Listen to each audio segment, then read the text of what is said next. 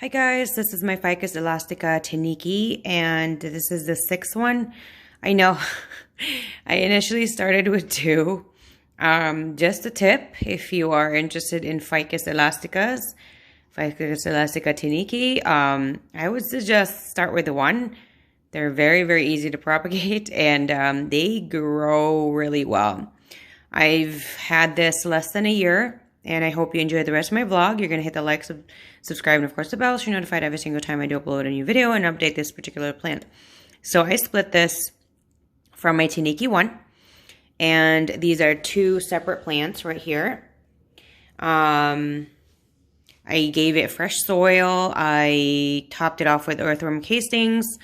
And I watered it, and everything that I added in the water will be down in the description section, just like my social media accounts. As I've said, I've only had this plant, I would say, less than a year, or about close to that. She sits in front of an east-facing window. I actually put this initially a few feet away from, like 2.5 to 3 feet away from a west-facing window, and after a few days, she burnt a little bit, as you can see. So I'm pretty sad about that. So now she sits on an east-facing window, I would say about a foot away, and that should be enough. From what I've noticed, I've put my my Ficus Elastica Tinekes next to an east-facing window. They never burn, and they grow really well. I have high variegation, like this. When you see like the lower variegation like this, this leaf came when I got the plant. When you have a bigger variegation like this came with my care. They do grow, and they can grow really, really tall. If you do want, for even a more fast-growing Ficus Elastica Tineke, I would suggest, which I haven't tried yet, I would suggest get a plant light. But I would suggest a plant light to not be very close, because from my personal experience, when you do that to variegated plants, especially white variegated plants like a Tineke, they tend to burn quickly. The Ficus Elastica Tineke leaves are thicker versus a syngonium versus a philodendron. That is correct.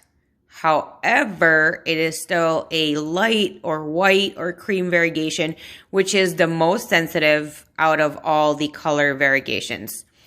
So do put that in mind and actually watch your plant that day. Like if you put it on, let's say in the morning or even in the afternoon, check it before you go to bed. Before you turn the light off, and if it burned, I would suggest either put it further away or move the light further away. I would always suggest maybe 1 to 2 feet away. 1 foot to start, 2 feet if you really want to. Just for additional light, if that's what you prefer. And what you would get for that additional light, and in case she's not burning and you got the perfect distance, is you will get a higher variegation. So a higher variegation would be less green, and more of this color and like the light stuff. Like, just look at that. It's just so beautiful. So she is scheduled to be watered every 7 to 10 days for now, because I did just transplant this one from the mother pot. So we shall see how she grows, and I can't wait to update you guys whenever, every maybe once a year or every few months, or whenever I do believe like it deserves an update like this. I didn't really plan to update this. The only reason I needed to update this is for my own, my vlogs are my own personal record, so that I could see, when I transplanted it, when I split it and all that stuff, and what it looked like at the time, versus what it would look like today or years from now. If you guys have any questions in regards to this particular plant, if there's anything that I didn't mention so far, let me know down in the comment section. I love hearing from you guys all the time. Thank you guys so much, and I'll see you guys again next time. Bye.